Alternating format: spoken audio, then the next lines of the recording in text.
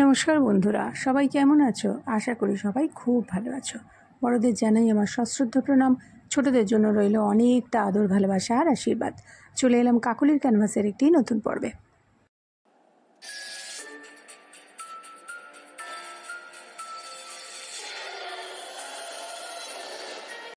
আজকের ঘটনা সৌভিক ওর ছোটবেলাকার একটা ভয়ঙ্কর স্মৃতি আমাদের সাথে শেয়ার করেছে।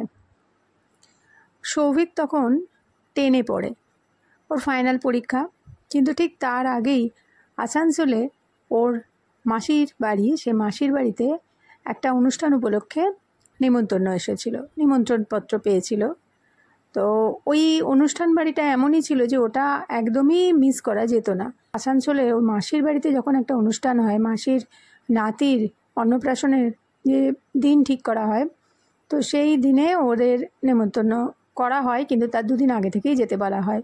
যেহেতু সৌভিকের 10-এ পড়ে, তোর মাধ্যমিক পরীক্ষায় এসেই যাবে, সেই কারণে সৌভিকরা ঠিক করেছিল যে আগের দিন যাবে, 2-3 দিন আগে যাওয়া সম্ভব নয়, আগের দিন যাবে, গিয়ে পরের দিন মানে অনুষ্ঠানের দিন থাকবে, তারপরের দিন থেকে তারপরের দিন আসবে। তারপরের দিন থাকারও ওদের খুব একটা ইচ্ছে ছিল না, যেহেতু সৌভিকের পড়ার খুব অসুবিধা হবে। কিন্তু মাসি বলেছিল যে যেহেতু যেদিন নিমন্ত্রণ আছে সেদিন প্রচুর লোকজন আসবে, সেদিন ভালো করে কোনো কথা বলা, গল্প করাই হবে না। তো সেই জন্য পরের দিনটা ঝাড়া হাত পা, কোনো কাজের তাড়া নেই বা লোকজনেরও ভিড় নেই, তো তখন বসে একটু সুখ দুঃখের গল্প করা যাবে, প্রাণের কথা বলা যাবে। সৌভিক বলছে মা মাসির প্রাণের গল্প হবে, তার পরের দিন ওরা ঠিক করেছিল আসবে। তো সেই মতো ওরা আগের দিন চলে গিয়েছিল। মাসিরা আগে যে বাড়িতে থাকতো এটা সেই বাড়ি ছিল না, মাসিরা এই বাড়িটা নতুন কিনেছিল, পুরনো বাড়ি কিন্তু নতুন কিনেছিল, দিয়ে সেটাকেই রং টং করিয়ে মোটামুটি একটা থাকার উপযুক্ত ব্যবস্থা করে নিয়েছিল। আর মাসিদের এই বাড়িটার একটা বৈশিষ্ট্য ছিল যে এই বাড়িটায় ছিল বিশাল বড় একটা বাগান, বলতে গেলে ফলের বাগান। তো সৌভিক বলছে সেটা প্রথমে ওরা ধরতেই পারেনি। সৌভিক বলছে মাসির বাড়িটা ছিল একদম রাস্তার উপরে, রাস্তা থেকেই একটা নর্দমার উপরে একটা কালভার্ট পাতা ছিল, মানে যেমন পাতা থাকে নর্দমার উপরে, তো ওইটা দিয়ে গিয়েই সিঁড়ি, 2টো সিঁড়ি পরেই দরজা, একদম দরজা দিয়ে ঢুকেই একটা ঘর, শোবার ঘর, সেটা দিয়ে গিয়ে ডান দিকে বেঁকে আরেকটি ঘর, বাঁ দিকটা ফাঁকা ছিল, ওইখানে মাসিরা রান্না টান্না করতো। আর তারপরে ডান দিক দিয়ে যে ঘরটা পড়ছে তার পাশেই ছিল টয়লেট, আর তারপরে একটা দরজা যথারীতি ওরকমই বন্ধ করা। তো অতজন যে লোক এসেছিল, লোকজন সব মাসিদের ছাদে ব্যবস্থা করা হয়েছিল। মাসিদের ছাদটা বিশাল বড় ছিল, কিন্তু ঘর বিশেষ বড় ছিল না, ঘর ছিল 3টেই ঘর, 2টো শোবার ঘর, আর একটা যেখানে মাসি রান্না করতো সেই জায়গাটাই ছিল অনেকটা, প্রায় একটা ঘরের সমান। আর উপরে ছাদটা ছিল অনেক বড়, কারণ ওটাও পরে বুঝেছিল, ওদের ওই যে ঘর যেখানে শেষ হয়ে যাচ্ছে, মানে টয়লেটের পরে যে দরজা বন্ধ করে দেওয়া হচ্ছে পুরোটাই, ওই দরজা বন্ধ করলে পুরোটাই ঘরের মধ্যে। তো ওই বাইরেটায় মানে যে জায়গাটা ও পরে আবিষ্কার করেছে, ওই দরজাটা সবসময়তেই তো বন্ধই করা থাকতো, কারণ ওরা জানতোই না যে ওই পাশে কিছু আছে বলে। তো একটা অদ্ভুত পাখির আওয়াজ শুনে ও মাসিকে জিজ্ঞাসা করেছিল যে মাসি এখানে কি পাখি ডাকছে গো, এরম পাখির আওয়াজ কই আমাদের বাড়িতে তো শুনতে পাই না। তো মাসি বলেছিল যে ওই পাখিটাও ওদের বাগানে আসে। তখনই সৌভিক প্রশ্ন করেছিল ওদের বাগানটা কোথায়। তখন মাসি বলেছিল বাড়ির পেছন দিকে দরজাটা খুললে দেখবি বাগান। তো ওরা পৌঁছেছিল ঠিক ওই 12টা নাগাদ। মাসি বলেছিল দেখ খাওয়া দাওয়া হয়ে গেলে তোদের আমি বিকেলের দিকে বাগানটা একবার দেখিয়ে নিয়ে আসবো। তো সেই মতো ওরা খাওয়া দাওয়া করে শুয়ে পড়ার পর একটু বিশ্রাম নেবার পর যখন 4টে বাজে, সৌভিক মাসিকে ঠেলে তুলে দিয়ে বলে মাসি চলো না, দেখাও না বাগানটা। তো মাসি ওই যে টয়লেটের পাশে যে দরজাটা আছে পেছন দিকে, এটা খুলে সৌভিক দেখে অবাক হয়ে গিয়েছিল যে দরজাটা খুলে একটা বিশাল বড় বারান্দা, আর বারান্দা মোটা মোটা বিম দেয়া 2টো পিলার, সেই পিলার অবধি ছাদটা এগোনো, আর ওই বারান্দা দিয়েই সামনে সিঁড়ি, সিঁড়ি দিয়ে নেমে বিশাল বাগান, সেখানে কি গাছ নেই।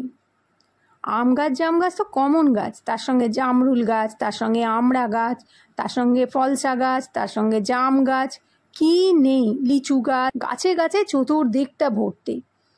আর জায়গাটা আড়াল আবডাল হয়ে গেছে ওই গাছের ছায়া পড়ে পড়ে। তো ওইখানেই পাখি ডাকছে, প্রচুর পাখি ডাকছে।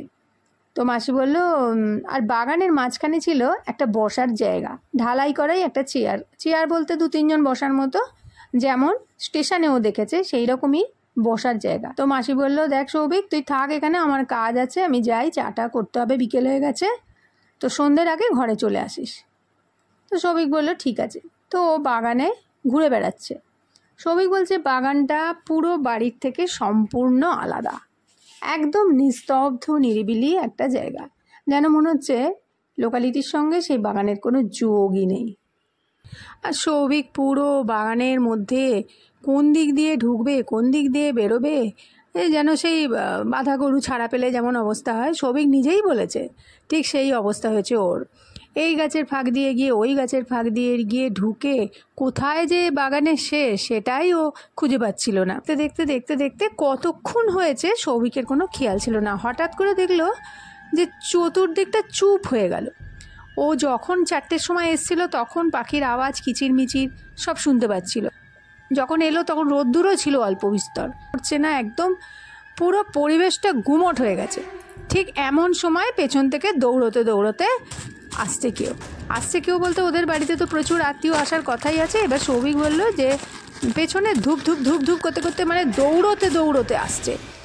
তো সৌভিক আর তাকায়নি, কারণ কে এসছে হয়তো বাড়িতে।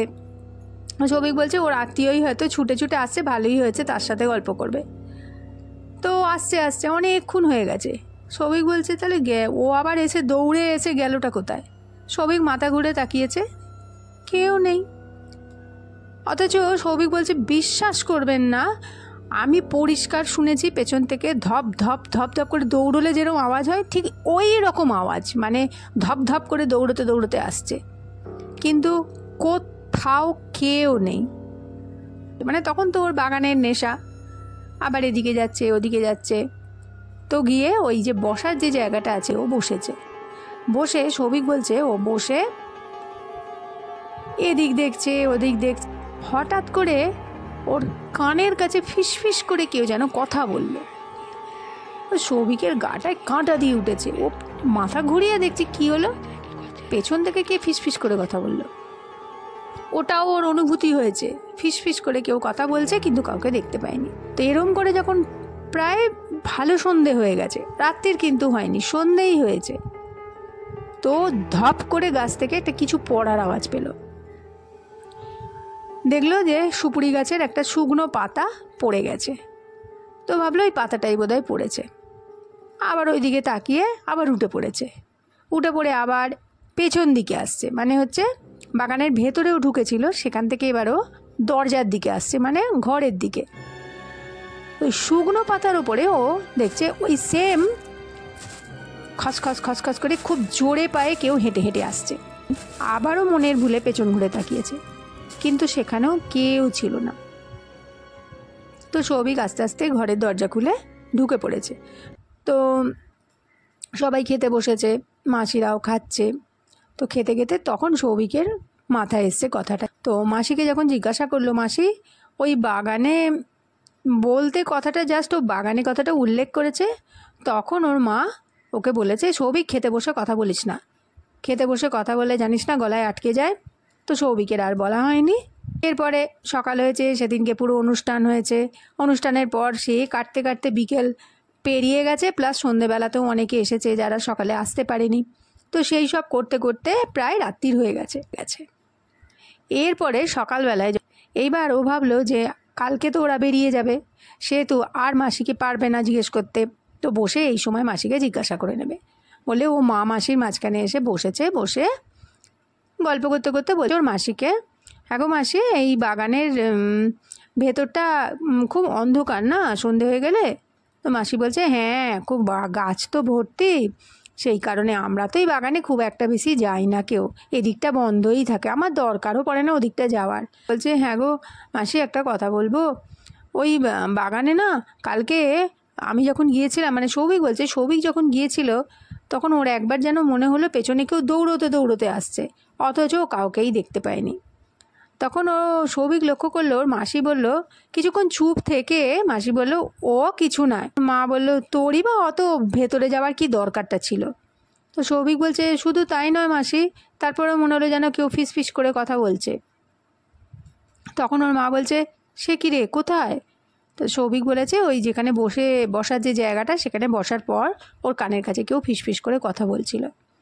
তখন ওর মা ওর মাসিকে জিজ্ঞাসা করেছে যে, হ্যাঁ রে, কী বলছে সৌভিক? তো তখন ওর মাসি বলেছে যে, হ্যাঁ শোন না, এই বাড়িটা যখন কেনা হয়েছিল না, তখন আমাদের বাগানটা দেখায়নি, মুখে বলে দিয়েছিল পেছনে অনেকটা খালি জায়গা আছে, তারপরে এসে হয়তো ওর মেসোমশাই দেখেছিল, ওইটাকে অত গুরুত্ব দেয়নি। পরে পরে এখানে তো যেহেতু দুটো ঘর, সামনে অনেকটা জায়গা, তো দুটো মানুষের তো ওখানে হয়ে যাবে, তো সেই হিসাবে ওরা আর পরবর্তীকালীন কোনো চিন্তাভাবনা করেনি। আসলে মাসির ছেলে দূরে কাজ করতো, ওখানে থাকতোই না, সেই কারণে শুধু নাতির অন্নপ্রাশন উপলক্ষেই ওই বাড়িতে এসেছিল। কিন্তু জানিস তো, প্রথম প্রথম আসার পর যখন তোর জামাইবাবু বেরিয়ে যেত, মানে সৌভিক বলছে ওর মাসি মাকে বলছিল যে যখন জামাইবাবু বেরিয়ে যেত তখন ওর ওই মাসিও প্রথমে ওই বাগানে যেত।